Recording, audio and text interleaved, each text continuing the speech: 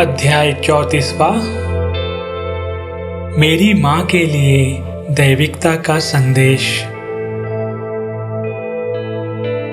जैसे जैसे हमारा कार्य आगे बढ़ रहा था, वैसे वैसे सेवा के प्रति मेरी व्यस्तता भी बढ़ती जा रही थी।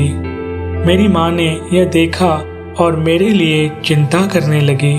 एक दिन उन्होंने मुझे बुलाया और चिंता भरे स्वर में कहा, अपनी भौतिक जिंदगी और व्यवसाय पर ध्यान दो। जब खाली समय हो तब मानवता की सेवा करो। माँ की ये बातें मुझे मंजूर ना थी।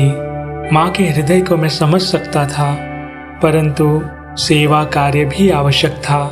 मैंने अपनी माँ को समझाने का प्रयास किया, परंतु ममता, प्रेम और चिंता में वे इतनी डूबी थी कि मैं उन्हें ठीक से समझा नहीं पा रहा था।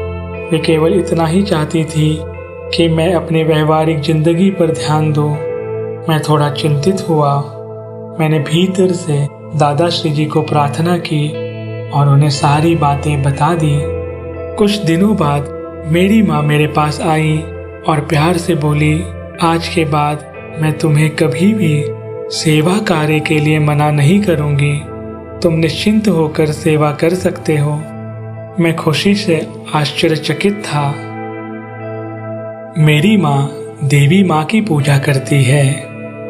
उस रात देवी माँ उनके सपने में आई थी और कहा, जीव मेरा बेटा है, उसके बारे में चिंता ना करो।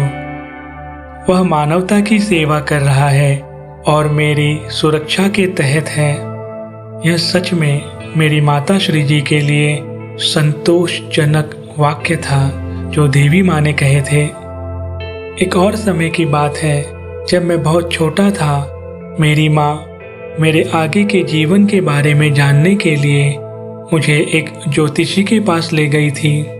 उस ज्योतिषी ने मेरी माँ से कहा, इसके भविष्य के बारे में अब किसी से ना पूछिएगा, क्योंकि इसके भविष्य का रचयिता कोई और है जो इसके भविष्य का पूरा ध्यान रख रहा है।